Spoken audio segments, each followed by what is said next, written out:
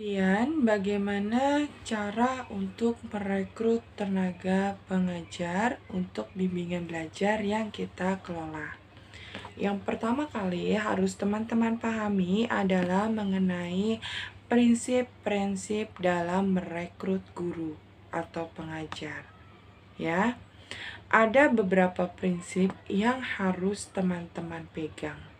Hal ini ditujukan agar kita mendapatkan calon guru yang profesional, ya, serta dapat memenuhi kualifikasi. Nah, apa saja prinsip-prinsip dalam merekrut guru? Yang pertama adalah kita harus merekrut guru dengan perancangan atau persiapan yang matang. Hal ini agar guru yang kita rekrut nanti dapat memenuhi kebutuhan. Kemudian, dalam merekrut guru harus dilakukan secara objektif. Artinya apa? Artinya kita dalam menyeleksi tutor harus menetapkan pelamar yang lulus dan pelamar yang tidak lulus secara objektif. Ya, tidak boleh dikarenakan kita kenal dengan tutor yang si tutor A, meskipun tidak memiliki keahlian atau tidak sesuai dengan kualifikasi yang kita butuhkan, karena kita merasa tidak enak, kita merasa sungkan, akhirnya kita terima si tutor yang A ini. Sedangkan tutor B yang kita tidak kenal sama sekali, kemudian kita ya sekalipun kita menolak dia, ya nggak apa-apa deh gitu. Karena kan nggak kenal juga, seperti itu. Padahal si tutor B ini dia memiliki kualifikasi yang kita butuhkan. Dia memiliki skill yang bagus, dia memiliki latar belakang pengajar sesuai dengan linearnya gitu. Nah, tapi karena kita tidak kenal, jadi ya kita tolak. Sedangkan si tutor A yang kita terima. Jadi itu tidak boleh ya teman-teman ya, karena penilaian seperti itu sangat tidak objektif, ya kan? Nah, kemudian pemilihan tutor secara objektif ini tentu saja akan memberikan dampak negatif bagi bimbel kita ke depannya. Karena sudah jelas-jelas tutor tersebut tidak memiliki keahlian atau skill, ya, juga tidak memenuhi persyaratan-persyaratan yang kita tetapkan. Tapi kita terpaksa terima dikarenakan kita kenal dengan dia, dikarenakan kita dekat dengan dia. Nah, tidak boleh seperti itu ya. Nah, kemudian agar didapatkan kandidat yang profesional atau tutor yang profesional, sebaiknya kita mempersiapkan materi seleksi yang komprehensif atau dapat mencakup semua aspek persyaratan yang harus dimiliki oleh calon guru tersebut. Ya, karena suatu kegiatan manajemen yang baik, yang sudah dimanajemen dengan baik, tentu harus diawali dengan perencanaan yang matang, ya, dan perencanaan yang baik. Hal ini dilakukan demi menghindari terjadinya kesalahan dan kegagalan-kegagalan yang tidak kita inginkan. Nah, perencanaan atau proses seleksi ini dapat dilakukan dengan metode lain. Misalkan kita mendatangi universitas ternama, kemudian kita menempel pengumuman bahwa kita membutuhkan profesional guru untuk mengajar di bimbingan belajar. Namun, saya lebih menyarankan agar menekan budget, kita bisa merekrut mahasiswa-mahasiswa yang sudah duduk di jenjang semester hampir mendekati semester akhir, seperti di semester 3, semester 4, dan seterusnya. Jangan di semester awal ataupun juga jangan di semester akhir. Karena kalau di semester awal biasanya pola pikirnya dan tanggung jawabnya pun belum terlalu besar. Sedangkan untuk semester akhir, mahasiswa semester akhir biasanya akan banyak waktu-waktu yang bentrok dengan kegiatan perkuliahannya.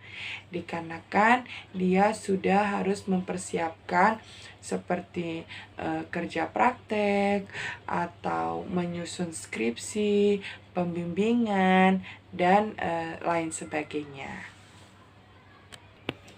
Untuk proses perekrutan tutor ini dapat dilakukan melalui beberapa kegiatan. Ya, yang pertama teman-teman bisa mempersiapkan proses pembukaan lowongan pekerjaan ya. Boleh teman-teman share di media sosial atau teman-teman bisa menempelkan pengumuman-pengumuman di tempat-tempat yang strategis dan di universitas-universitas ya. Seperti itu. Nah, kegiatan pertama dalam proses perekrutan guru ini yaitu mempersiapkan mempersiapkan tim yang nantinya akan berfokus kepada perekrutan tersebut. Atau pada saat itu saya melakukan sendiri, jadi fokus kepada saya, tidak melibatkan tutor yang lainnya. Dikarenakan apa? Dikarenakan agar tidak mengganggu kegiatan belajar mengajar tutor lainnya. Seperti itu. Nah, kegiatan persiapan rekrutmen tutor ini ya dapat meliputi pembentukan panitia penerimaan tutor ya, atau kemudian pengkajian berbagai peraturan yang ada ya, seperti bagaimana sistem penggajiannya, apakah mengikuti UMR atau tidak, dan sebagainya. Dan kemudian persiapan selanjutnya adalah teman-teman bisa menetapkan persyaratan-persyaratan untuk melamar menjadi tutor yang baru. Ya, persiapan yang keempat yaitu yang selanjutnya adalah penetapan prosedur pendaftaran tutor baru. Ya, kemudian penetapan jadwal kapan kita akan melakukan proses seleksi.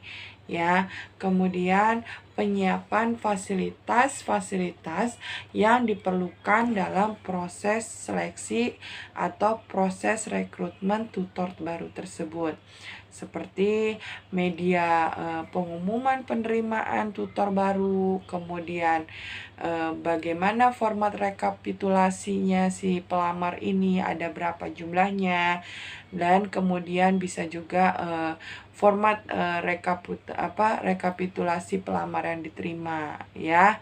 Nah, selanjutnya adalah penyiapan ruang atau tempat untuk para pelamar-pelamar dapat melakukan ujian penyaringan. Seperti itu jika kita melakukan seleksi yang lebih ketat lagi. Nah, sedangkan tahap-tahap dalam proses seleksi ini ya dapat teman-teman gunakan. Antara lain ya boleh teman-teman tambahkan nanti pada saat pada saat berjalannya ya, atau boleh mengikuti apa yang saya sampaikan. Jadi tahap yang pertama adalah wawancara saringan pendahuluan ya. Nah, pelamar-pelamar yang kelihatannya tidak memenuhi syarat untuk kualifikasi yang kita tawarkan, maka akan tersisih ya, atau kita bisa langsung mengeliminasinya gitu. Kemudian tahap yang kedua adalah pengisian formulir ya. Jadi formulir lamaran ini adalah catatan formal ya, lamaran pekerjaan dari seseorang gitu ya. Nah, pengisian formulir lamaran ini merupakan bagian dasar dari proses seleksi di hampir semua perekrutan. Ya, teman-teman ya. Nah, fungsinya apa? Jadi formulir lamaran ini berfungsi sebagai catatan aplikasi kepegawaian ya.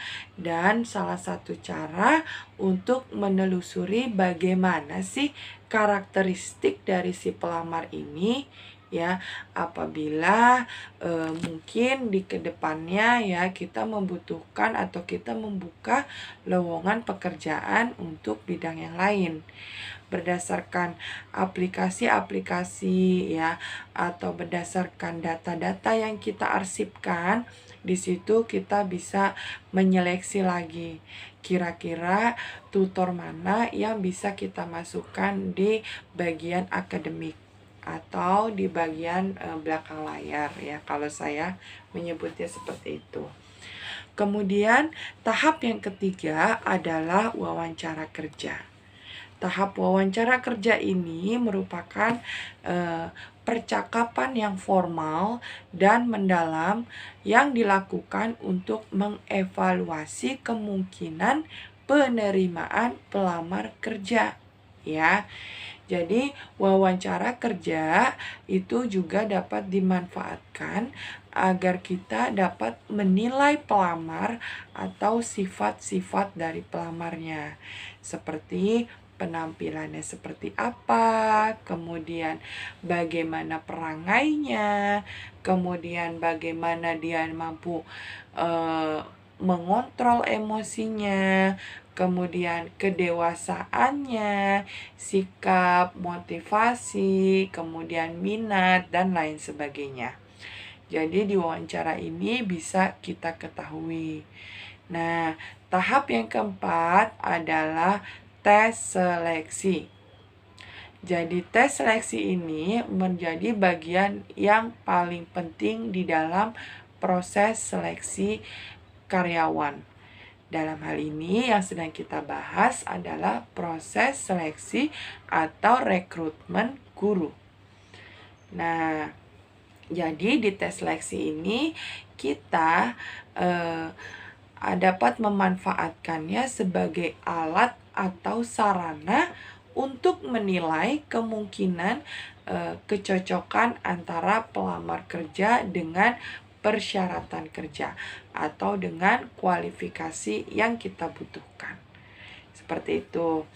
Jadi tes seleksi ini dapat kita gunakan sebagai ukuran yang objektif atau didasarkan pada bukti-bukti yang ada, berdasarkan kepada hasil dari seleksinya tersebut ya, dan dapat dijadikan sebagai standarisasi dari karakteristik si pelamarnya tersebut ya, seperti mengenai kecerdasan, minat, kemampuan, dan kepribadian.